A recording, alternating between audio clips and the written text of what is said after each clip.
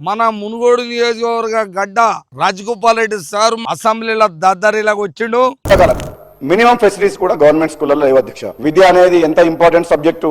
Number 1 విద్య, వైద్యం అనేది సమాజానికి మనకు 2 కళ్ళ లాంటివి. అటువంటి విద్యని తెలంగాణ వచ్చిన తర్వాత కూడా మిగులు బడ్జెట్ తోటి ధనిక రాష్ట్రం అనుకుని మనం చెప్పుకునే మనము ఈ తెలంగాణ వచ్చిన తర్వాత అన్ని రంగాల్లో పేదలకు న్యాయం జరుగుతుంది, ముఖ్యంగా విద్య వైద్యం విషయంలో పేదలందరికీ న్యాయం జరుగుతుందని చెప్పి భావిస్తున్న తరుణంలో గత ప్రభుత్వ 10 ఏళ్ల కాలంలో నిజంగా ఈ 2 విషయాల్ని గాలికి వదిలేసారు అధ్యక్ష.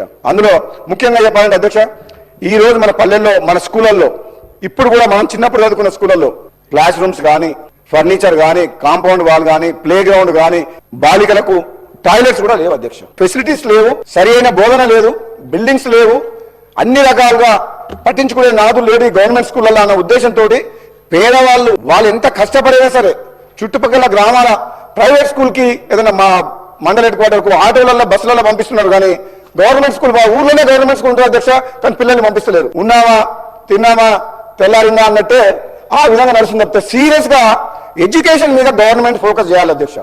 రాష్ట్రంలో జరగాల్సింది ఏ విధంగా జరగాలి, విద్య ఎట్లా డెవలప్ కావాలి, వైద్యం ఎట్లా డెవలప్ కావాలి, హాస్పిటల్స్ కోసము విద్యా కోసము మామూలుగా అడగలే. సూపర్, అది దాంట్లో నచ్చిన నేను. కానీ మరి అవన్నీ అవ్వాలి కావాలి కదా.